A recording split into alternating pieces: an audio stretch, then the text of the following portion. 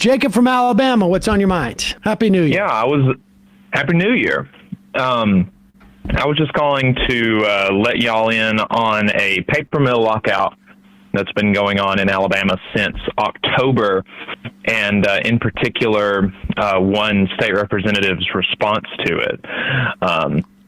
The Westrock paper mill workers in Cottonton were locked out, about 500 of them, because they rejected a contract that would have taken out two long-held provisions against overwork that they've had forever: premium pay on Sundays and time and a half for a whole shift if the shift goes over 16 hours.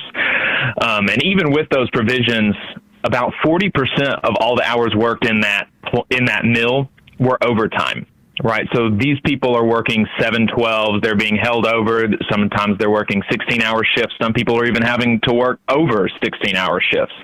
And even with those penalties that the company have to pay, they're looking at 40%. 40% of the hours worked are overtime. I talked to one guy last week, and it was 49% for him over the last 2 years.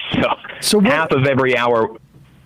Why is it? Is it just the mill doesn't want to hire people? Is that it? That's why they're having to work all that over. Well, they're not able to retain people, in part because, like across the paper industry, raises and stuff has just not kept up, and the schedule that these people work are really crazy. So the starting wage at this mill is something like $21 an hour, I believe, but you have to work what they call a reverse southern swing shift. So they work 3 7-day weeks in a row. The first one is from midnight to 8. First one is from midnight to 8. They get 1 day off, and then they work another 7 days from 4 p.m. to midnight. Then they get 1 day off, and then they work another 7 days from 8 to 4, right? And so the way that they're working all this overtime is that they're being held beyond their 8-hour days.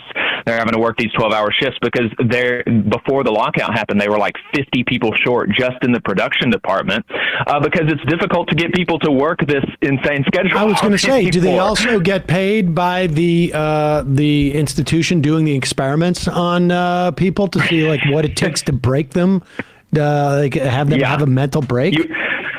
You would think, but no, I don't think so. And during this lockout, I talked to this one guy who has worked there for 35 years. He said this is the first time that he's gotten both Thanksgiving and Christmas off in the same year. Wow. And it's because he's locked out, right? He's not getting paid. Right. And so, the company's trying to take this out, and the workers are saying, okay, so for one, if we take this out, you're going to work us even more, and that's not acceptable. We don't accept that. And for two, if we take this out and we work the same hours, then that would amount to a 10% pay cut because you're taking away all this stuff. And so they said no, they rejected the contract, even though the contract included a $30,000 buyout. The company was like, look, if you do this, we'll give you a $30,000 check.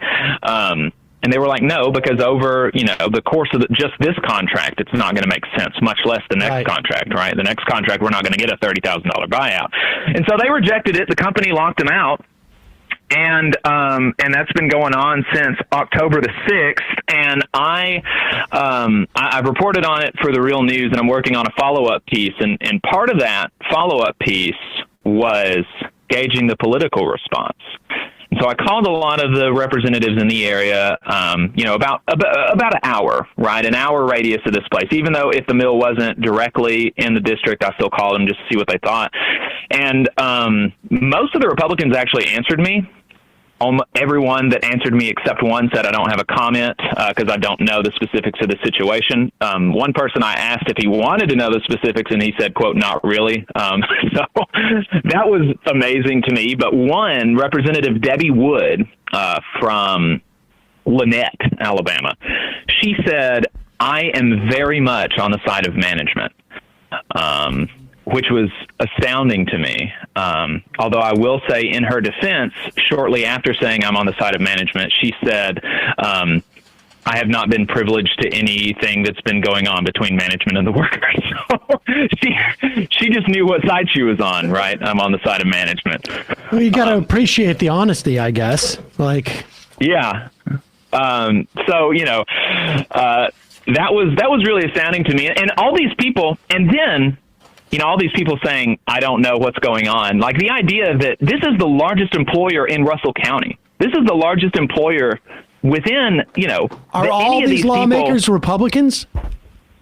Well, all of the ones that I've been talking about so far are Republicans, yes. But the idea that you don't have any idea, that you're not going to call the union, that you're not even going to call management, right? All of these Republicans said, no, I haven't talked to anybody. I haven't talked to the union, haven't talked to Westrock, haven't talked to anybody. The largest employer, the first labor dispute since 1973. Largest employer in Russell County. How is that not? Well, why aren't the unions contacting these lawmakers? Well, I think probably, and not without reason, they don't see much use in it. Well, I understand. I understand, but I mean, like, I get that they're not going to get much back, but why not send a formal letter? Why not just put them on record? Right. It may not help in this fight necessarily, but again, it's like if they have the ability to ignore the whole thing, they're going to, of course. Right. If they don't, if they don't have the ability, if you have the ability as a reporter to say, how do you not know about this? You received 3 letters from the union, and the union spokesperson said that they spoke to you about it. Right. That would, and they have been, to a certain extent. I spent a couple of days with them last week, and several of the people saw that, and they said, I couldn't believe that she said, I'm on the side of management without knowing anything. So I think that it has incensed some of them, and so maybe there will be some action. But, that's not even necessarily the most shocking thing. The most shocking thing is that actually a Democratic state representative and a Democratic state senator, this is in the edge of the Black Belt, this mill, it's represented by Democrats in the state house and the state senate. And I couldn't get in touch with either of them with multiple means of communication that I tried. And none of them none of them answered or reached back out to me. The union has said none of them have reached out to them. And so I called. I have the phone number of the chair for the Alabama Democratic Party. So I called him and I said, hey, can you help me get in touch with these people? And he said, I don't have their phone numbers. How do you not have their phone numbers? You're the chair of the party. And so Republicans were more responsive and the Democrats did not respond at all. And it's bizarre. It's totally bizarre that there's not more. And this is the same thing that we've seen with the coal miner strike on the other side of the state. It's, there's just no interest from the Democrats. Go take a trip to the State House when you know they're there. Well, it's like 4 hours away from me, and I have to work, unfortunately. Right. So. Well, sorry about that. Well, if somebody else can, they should call into your show.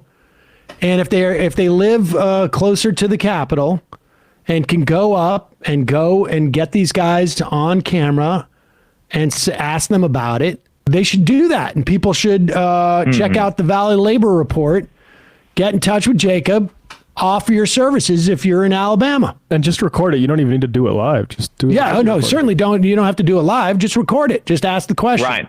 And I have that conversation with Debbie Wood. I've got it on audio recording, and I'll probably release that at some point, just because it's pretty fun. Can folks get in touch with you on the Valley Labor Report website? Yes, tvlr.fm/contact. tvlr.fm/contact. If you live in Alabama, if you live close to Montgomery, that's where the State House is, or if you live in or around Fort Benning, Georgia, that's the largest city near that. Fort Benning is about 20, 30 minutes north of the mill. So if you live near there, then you would be then you would be some of these people's constituents, and you might have an easier time. I live right like in the northern part of the state, so I've made 2 trips down to Cottonton. Really enjoyed it. The people there are really great. They're fighting a good fight. Was able to go to a mass meeting, and amazingly, there was like 200 people there, and they were really still interested in fighting. Actually, there was one person that I talked to who's a young man, with 4 children, who at the beginning of it, he said he wasn't comfortable telling me how he voted on the contract, whether or not to accept it. But now, when I talked to him it was Thursday or Friday, he said, I'm voting it down. After 3 months on lockout, because he was like, this is insulting. The company isn't moving. I'm voting down their Wow. newest offer. So pretty interesting. All right. Well, stuff. keep us updated. Appreciate it, Jacob. Yep. Thanks.